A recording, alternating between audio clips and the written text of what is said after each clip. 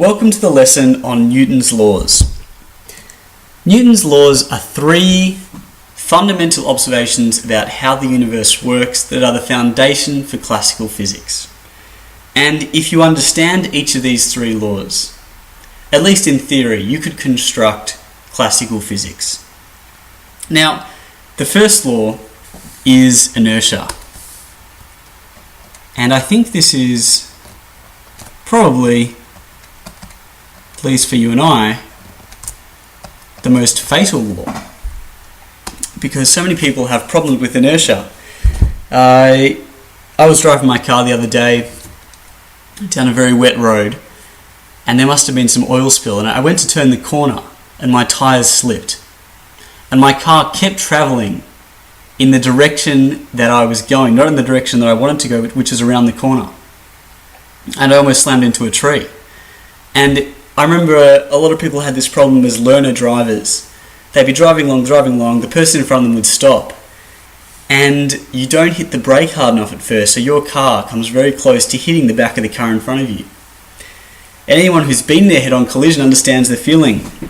Right before you're about to collide, you think to yourself, gosh, why didn't this car slow down the way I wanted it to?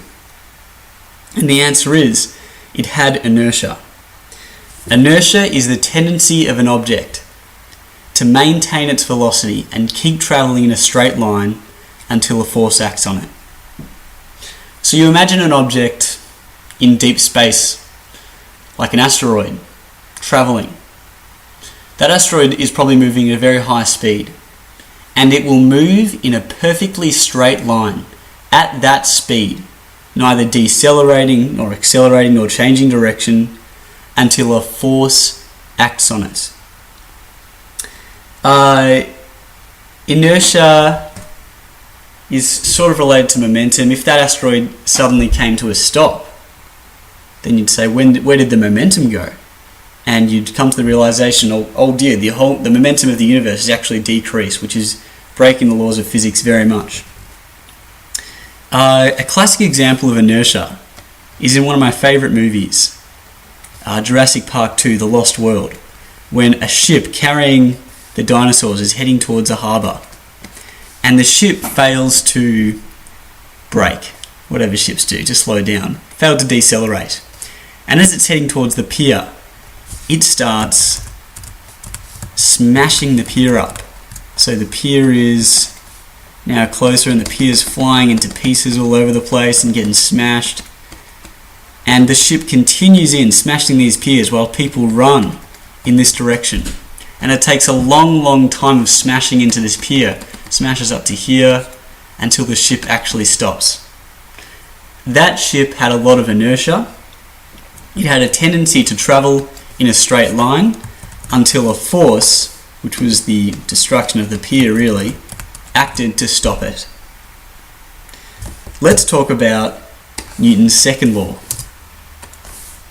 which is that these forces we're talking about, an object travels in a straight line until a force acts upon it.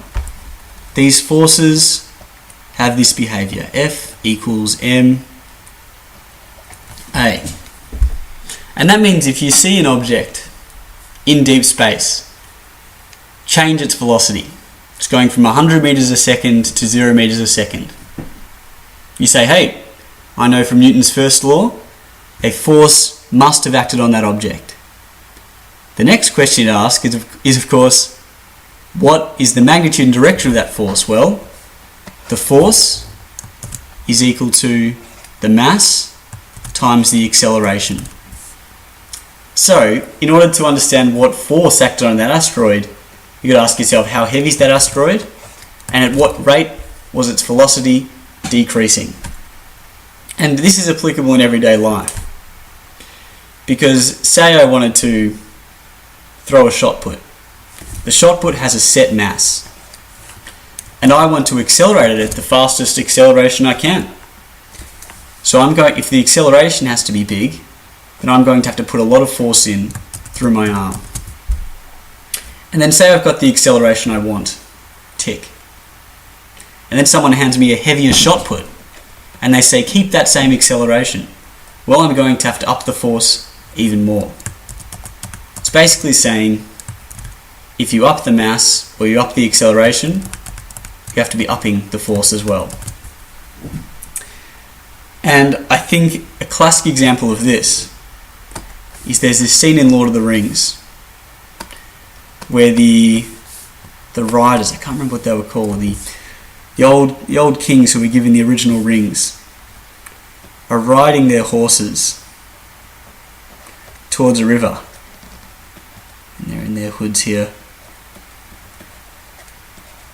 And Frodo and his friends are trying to cross the river on this barge. And there's a rope. And they're all on this barge trying to get away from these riders. Here's the shore. And they're pulling on this rope. And they're trying to accelerate in this direction using this force here on the rope. So the force goes here. Now, since we know F equals ma,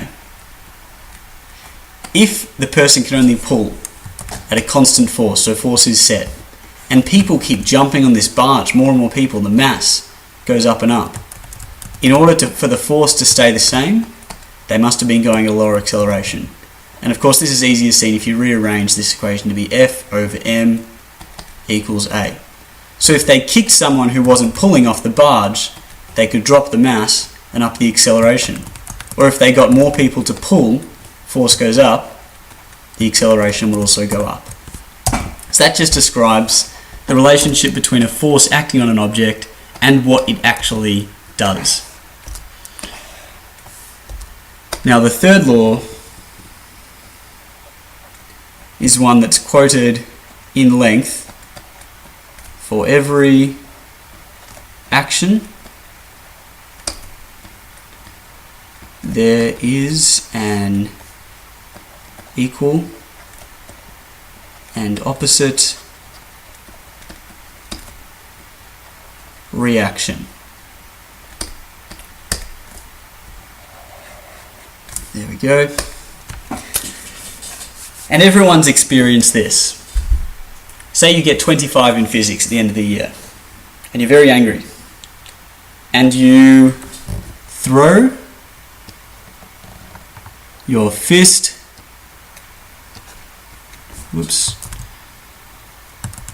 your fist into a wall, and you strike the wall with a force of a large punch, say 300 newtons. Although the wall does experience some vibration, perhaps you dint the wall, you also experience great pain in your hand. And that's because at the moment of impact, the wall will be applying the same force onto your hand as your hand is onto the wall. And that is 300 newtons in this case. So whenever one object applies a force to another object, an equal force in the opposite direction is applied. When you're playing billiards and when you're playing pool and you shoot the white ball into another ball, this white ball is travelling at a certain velocity, and then the white ball collides with the other ball, and then the white ball is left stationary, and this other ball gets the velocity. Clearly a force has been applied to this ball to make it move, to accelerate it. But an equal force has also been applied to the white ball to stop it moving. It would be a very strange world if for every action there was not an equal and opposite reaction. No gun would ever recoil, because when a gun recoils, that is the force that was on the bullet also acting on the gun. So, if you understand these three laws, a question might ask you to explain any one of them. But in summary, the first law is an object will continue to move at a constant acceleration, a constant velocity in a straight line until it's acted on by a force. The second law is a force is proportional to the mass times the acceleration, And the third law is, for every action there is an equal and opposite reaction.